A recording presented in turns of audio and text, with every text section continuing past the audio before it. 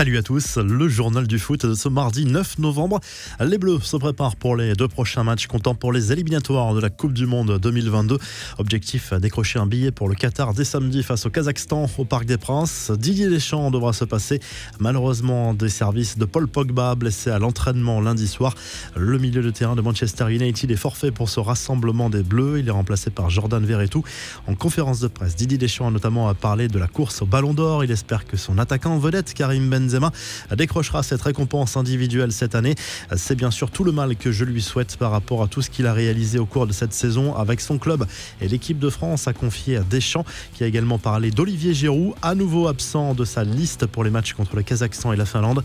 Giroud a lâché le sélectionneur des Bleus, sous-entendant qu'il avait été clair avec l'attaquant milanais sur les raisons de son absence, sans en dire plus.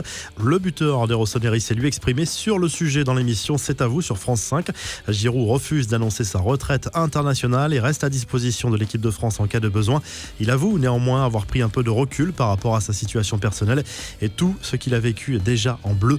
Le plan du Real Madrid pour le mercato 2022, Florentino Pérez veut faire de grosses économies.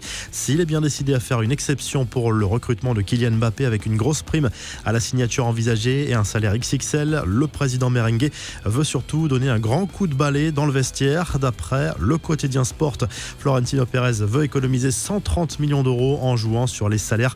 Certains joueurs en fin de contrat ne seront pas prolongés, comme Gareth Bale qui gagne environ 15 millions par saison. Même chose pour Marcelo et Isco.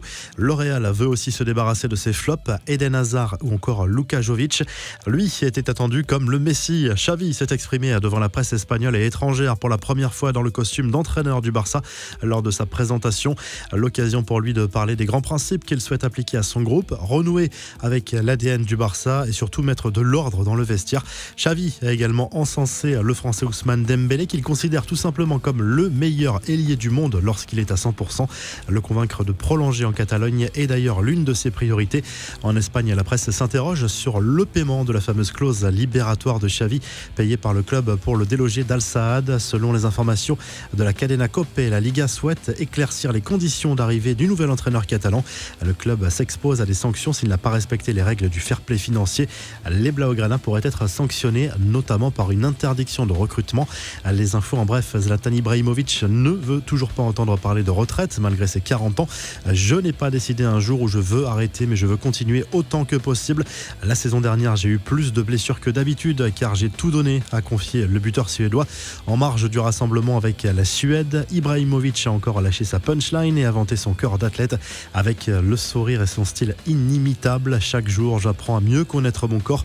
Il devient plus vieux, la tête devient plus jeune et moi, je deviens plus beau, a lâché l'attaquant de l'AC Milan. Ole Gunnar Solskjaer sauve sa tête pour le moment. Le coach norvégien devrait toujours être sur le banc de Manchester United après la trêve internationale, malgré un début de saison décevant en Première Ligue. Le nom de Brendan Rodgers circule dans les couloirs d'Old Trafford, mais selon Sky Sports, un licenciement n'est pas d'actualité à court terme.